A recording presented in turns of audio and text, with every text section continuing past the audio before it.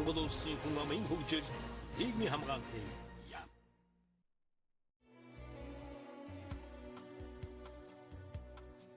Даатгуулагч эрүүл мэндийн зардалтаа өндөр төлбөр төлж байгаа хэрнээ эмийн үнийг хөнгөлөлт эдэлдэггүй, эрүүл мэндийн байгууллагын эмчилгээ үйлчилгээний чанарт сэтгэл хангалуун бус байдаг, чанартай үйлчилгээ хүртэж чаддаггүй гэсэн шүүмжлэл олон нийтийн дунд байнга хөрсөөр байдаг.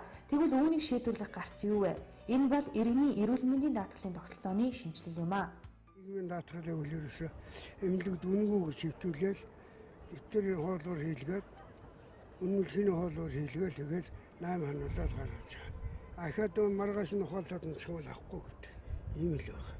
Тэгэхээр энийг харин цаанаас нь бас зохицуулах бол хэрэгтэй байна гэж бодож байгаа. Энэ бол төр өөрөө бас нэг шийдвэр өгөх хэрэгтэй юм. Энгийгээр тайлбарлавал нийгмийн даатгалын тогтолцооны шинжилгээний хүрээнд эрүүл мэндийн чанартай эмчилгээ үйлчилгээ хүртэх эрх зөвхөн иргэн таны гарт очих тогтолцоог бүрдүүлэхээр хүн амын хөгжил нийгмийн хамгааллын яам ажиллаж байна. Өөрөөр хэлбэл даатгуулагчийг хаанд өргөмжилсөн даатгалын тогтолцоог бий болгоно. Даатгуулагч өөрөө даатгалын мөнгөө захиран зарцуулдаг, даатгалын үйл ажиллагаанд хяналт тавьдаг томоохон шинжилгээг энэ салбар өргөнүүлнэ.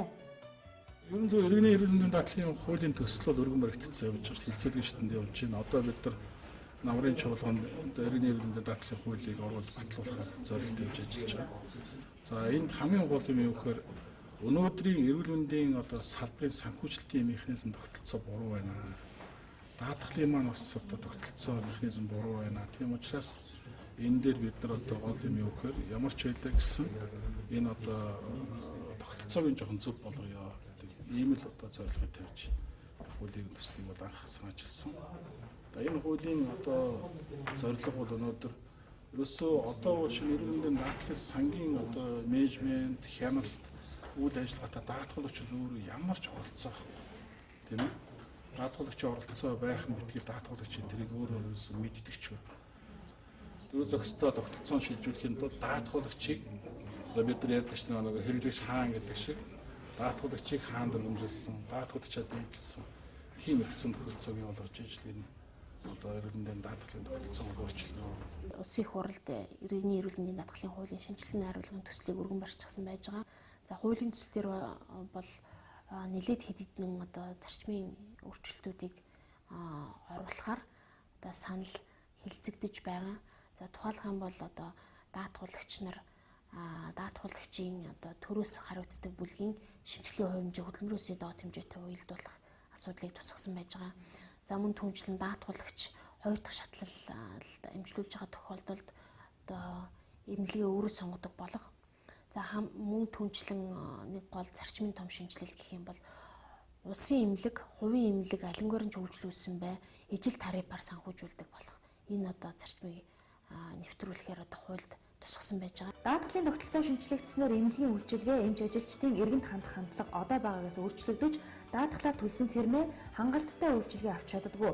Эмч зөвлөгчөө гуйдаг буруу тогтолцоо арилж, эргээд даатгуулагчаа эрхэмлэн хүндэтгэлтэй хандах нөхцөл бүрдэх юм а. Энэ нь тухайн даатгуулагч эмнэлгийн үйл ажиллагаа, эмч ажиллагчдад дүн тавьдаг, өөрийн дураар эмнэлгийн үйлчилгээгээ сонгон үйлчлүүлэх бүрэн боломжтой болно. Хамгийн гол нь эрүүл мэндийн даатгалын хуримтлал нэртэй иргэдийн халааснаас гарч байгаа мөнгийг үр ашигтай болгох нь өнөөгийн тогтолцоог өөрчлөх шаардлага зүй ёсоор тулгарч байгаагийн илэрлээ. Эрүүл мэндийн даатгалын тогтолцоо 96 оноос хойш хэрэгжлээ шүү дээ. Энэ бол Монгол улсад гарч ирсэн маш том дэвшил. Тэгээ харамсалтай нь өнөөдөр энэ нэг шийдлээ буруу мөн эсвэл шийдлээ нэг зоригтой хийхгүйгээс бол энэ асуудал гацаанд орчоод байна. Тэрнээс бол энэ нэг харахад даатгалын тогтолцоо яваад байна. Нөгөө талд маш их тийм хүндрэл бэрхшээл байна. Энэ эрүүл мэндийн даатгал гэдэг чинь өөрөө иргэнийг эрсдлээс хамгаалах. Нөгөө талаар эмнэлгийн одоо үйлчилгээг цохох төвшингийн технологиор нь хүргэх энэ л хоёрын агуулж идэг шүү дээ. Тэгэхээр одоо бол энэ эрүүл мэндийн байгууллагыг нэгдүгээрт нь эрүүл мэндийн даатгалаар 100% санхүүждэг энэ системд нь оруулмаар байна. Одоо засаглалын хувьд бол тийм төсвөөс биш, хамааралтай биш юм бол. Эрүүл мэндийн даатгалын тогтолцооны шинжилэл гэж энэ олон талын асуудал. За хамгийн түрүүнд бид нар энэ тогтолцооныг одоо шинжилээд ямар үр дүнд хүрэх гээд байгаа маа гэдэг зорилго маань одоо иргэд даатгуулагчид эрүүл мэндийн нөхцөлөмж үйлчилгээ авахдаа халааснаас их өндөр зардал төлж байгаа. Энийг бууруулъя. санхүүгийн доромтонд орохгүй байна нэгдүгээр. Хоёрдугаарт тусламж үйлчлэгээний чанарыг одоо сайжруулъя. Даатгуулагч өвчтнүүд эмнэлэг твтээд эсвэл эмнэлгийн тусламж үйлчилгээ аваад амбулаторийн үйлчилгээ аваад гарсныхаа дараа одоо тэгээ сэтгэл хангалуун одоо тэгээд ямар нэгэн байдлаар биеийн байдал нь дээрцэн байдалтайгаар ингэж явах асуудал маань өөрөлдөл чанарын асуудалтай шууд холбогдож байгаа. Тэгэхээр наад зах нь бид нар энэ хоёр гол зорилгыг одоо бий болгож иж хангаж иж бид нар тогтолцооныхоо шинжилгээг одоо хийж чадчихна гэж үзэх юм. Эрүүл мэндийн даатгалд ямар асуудлууд нүүрлээд байна вэ? Даатгуулагч эрүүл мэндийн үйлчилгээнд халааснасаа өндөр зардал төлж байна. Эрүүл мэндийн тусламж үйлчилгээний чанар хангалтгүй түүнд тавих хяналт сул байна. Эрүүл мэндийн даатгалын байгууллагын үүрэг хариуцлага хязгаарлагдмал олон яамдаас хамааралтай ажиллагаа явуулдаг. Даатгуулагчийн төлж байгаа шимтгэлийн хувь хэмжээ хэд ялгаатай. Нэг хэсэг нь жилд 8,040 төгрөг төлж байхад нөгөө хэсэг нь 200,000 төгрөг төлж байна. Даатгалын тусламж үйлчилгээний төрөл хамар хүрээ оновчгүй хэрэгцээ хангагдаагүйгээс хувь хүн өөрөө төлбөрөө төлж тусламж үйлчилгээ авч байна. Даатгуулагчийн талаарх мэдээллийн нэгдсэн сангуу дэвшилтэд технологи нэвтрээгүйгээс даатгуулагч эмнэлгээ чөлөөтэй сонгодгүй. Иргэн танд элэгтэй даатгалын тогтолцооны шинжилгэлийн ажлын гараа эрүүл мэндийн даатгалын хөгжлийн урт хугацааны стратеги энэхүү баримтчин хүрээнд хийгдэх юм а.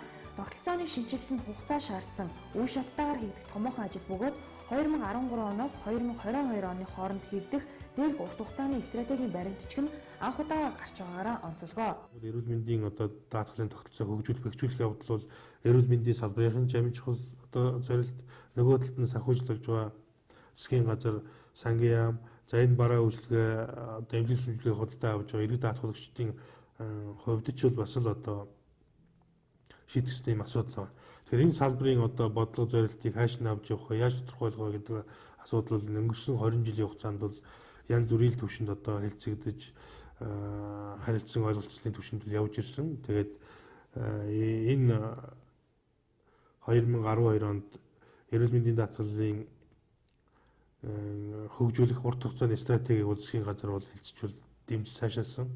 За энэ бол ямар ач холбогдолтой гэхээр энэ одоо харилцаанд оролцож байгаа талууд бол энэ цаашдаа энэ үндэсний эрүүл мэндийн даатгалын тогтолцоог ийм чиг замаар авч явъя, ийм асуудлуудыг бид нар шийдъя гэдэг энэ одоо асуудлыг бол хамтран шийдэх засгийн газрын түвшинд ойлголцож байгаа явдал бол энэ одоо эрүүл мэндийн даатгалын харилцаанд оролцож байгаа талуудын одоо харилцаа ойлголцол цаашдаа энэ эрүүл мэндийн даатгалын тогтолцоог үр ашигтай хөгжүүлж авч явахын одоо суурь болцоо бүрдэж байна гэж бид нар харж байгаа. Иргэн хүн эрүүл мэндийн чанартай тусламж үйлчилгээ хүртэх нь хүний эрхийн асуудал бөгөөд төрөөс энэ эрхийг баталгаажуулахын тулд эрүүл мэндийн салбарын зардлыг доктортой санхүүжүүлэх их үүсвэртэй байх ёстой. Энэ зорилгоор Монгол улсад эв санааны нэгдмэл зарчимд үндэслэн бүх нийтийн эрүүл мэндийн даатгалын тогтолцоог нэвтрүүлснээс хойш 19 жил өнгөрчээ. Эрүүл мэндийн даатгалыг цаашдаа яаж хөгжүүлэх вэ? Нийт тэргуунд Монгол улсын нийт иргэдийг эрүүл мэндийн даатгалтай болгох, төрөөс шимтгэлийг нь хариуцах иргэдийн шимтгэлийг хөдөлмөрийн хөлсний доод хэмжээтэй уялдуулж, иргэдээс хэд ялгаатай шимтгэл төлж байгааг өөрчлөх. За мөн эрүүл мэндийн зардалтаа хувь хүний халааснасаа шууд төлж байгаа зардлыг наад зах нь 2 дахин бууруулах, эрүүл мэндийн даатгалын сангийн төлөвлөлт, төсөвлөлт, зарцуулалт, түүний хэрэгжилтэнд хяналт тавихад нийгмийн 3 талууд болон даатгуулагчийн оролцоог хангах ёстой юм а.